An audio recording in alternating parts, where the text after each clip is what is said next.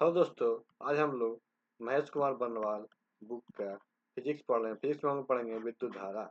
तो देखते हैं, हैलोजन लैंप का तंतु किस मिश्र धातु से निर्मित होता है? टंगस्टन एवं सोडियम। किस मिश्र धातु से होता है? टंगस्टन एवं सोडियम। 1 किलोवाट का मान कितना होता है? 3.6 इंटू 10 पावर 6 जूल। 1 किलोवाट का मान कितना होता है? 3.6 इंटू 10 पावर 6 जूल। जलते हुए विद्युत बल्ब के तंतु जलते हुए विद्युत बल्ब के तंतु का तापमान कितना होता है? 2000 डिग्री सेंटीग्रेड से 2500 डिग्री सेंटीग्रेड तक। बिजली के बल्ब की तुलना में बिजली के बल्ब की तुलना में फ्लोरोसेंट ट्यूब्स विद्युत ऊर्जा का प्रकाशीय ऊर्जा में अधिक मात्रा में परिवर्तित करती है।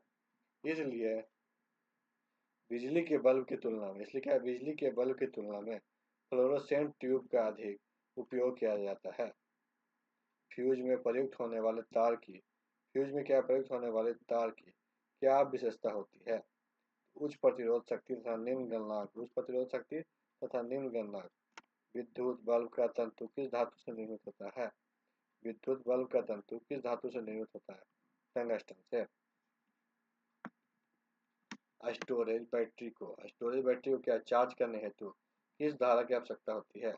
स्टोरेज बैटरी को चार्ज करने के लिए क्या निर्दिष्ट धारा की आवश्यकता होती है? डायनेमो बिजली उत्पादन हेतु डायनेमो क्या है? बिजली उत्पादन हेतु प्रयोग में लाया जाता है। यह ऊर्जा किस प्रकार से संबंधित है? यह यांत्रिक ऊर्जा को विद्युत ऊर्जा में परिवर्तित करता है। यह यांत्रिक ऊर्जा क्या है? विद्युत ऊर्जा में परिवर्तित करता है। कम वोल्टेज पे कार्य करने पर विद्युत मोटर जल जाते हैं, क्योंकि वे अधिक विद्युत खींचते हैं, जो वोल्टेज के प्रतिलोमानुपाती होता है। टरबाइन व डायनेमो से बिजली को प्राप्त करने में ऊर्जा के किस रूप को विद्युत ऊर्जा में परिवर्तित किया जाता है? तो यांत्रिक ऊर्जा को।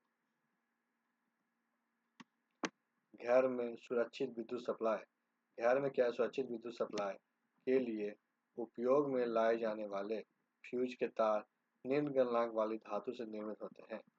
ट्रांसफार्मर में किस लिए प्रयुक्त होता है? तो विद्युत धारा के वोल्टेज को नियंत्रित करने के लिए। ट्रांसफार्मर किस लिए प्रयुक्त होता है? तो विद्युत धारा के वोल्टेज को नियंत्रित करने के लिए। परिवर्तित धारा को दिश धारा में परिवर्तित करने वाले यंत्र को कहते हैं।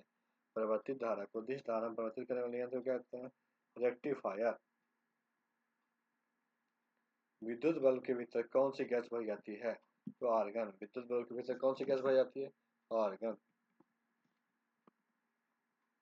मानव शरीर में विद्युत प्रतिरोध कितना होता है? मानव शरीर में विद्युत प्रतिरोध कितना होता है? 10 पे पावर 6 ओम।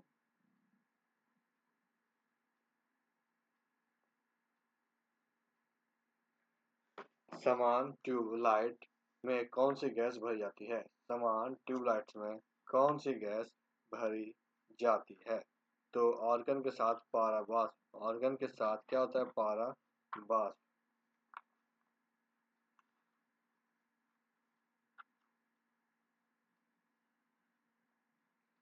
प्रदीप्त बल्ब में कौन सी गैस भरी होती है? प्रदीप्त बल्ब में कौन सी गैस भरी होती है? तो मरकरी और नियॉन। मरकरी और क्या? नियॉन। विद्युत चालकता की दृष्टि में सर्वाधिक सुचालक धातु कौन है? चांदी।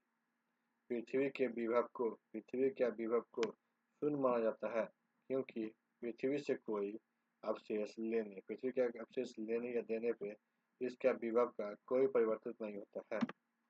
आर प्रतिरोध वाले एक तार को पिघलाकर उसकी आधी लंबाई के तार में ढाला जाता है, तो यह तार का नया प्रतिरोध क्या होगा? R/4। विद्युत आवेश को भंडारित करने के लिए किस उपकरण का प्रयोग किया जाता है? संधारित्र, कैपेसिटर। विभव क्या होता है? आवेश प्रवाह की दिशा। किसी चालक के प्रतिरोध पर तापमान बढ़ने से क्या प्रभाव पड़ता है? किसी चालक तार के प्रतिरोध बढ़ने से क्या प्रभाव पड़ता है? चालक का प्रतिरोध बढ़ता है। श्वेत प्रकाश को नली में कैसे उत्पन्न किया था? स्वयं प्रकाश को नली में कैसे उत्पन्न किया था? तंतु को गर्म करके। विद्युत ऊर्जा या यांत्रिक ऊर्जा में परिवर्तित करने वाली युक्ति कौन सी है? विद्युत ऊर्जा को यांत्रिक ऊर्जा में परिवर्तित करने वाली विद्युत मोटर। विद्युत चुम्बकीय प्रेरण पर आधारित युक्ति को दो उदाहरण कौन से हैं?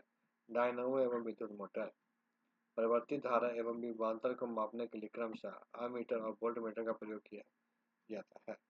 अतिचालक का प्रतिरोध कितना होता है? अतिचालक का प्रतिरोध लगभग शून्य होता है। त्वरित चालक बनाने के लिए किस धातु का प्रयोग किया जाता है? तो तांबा।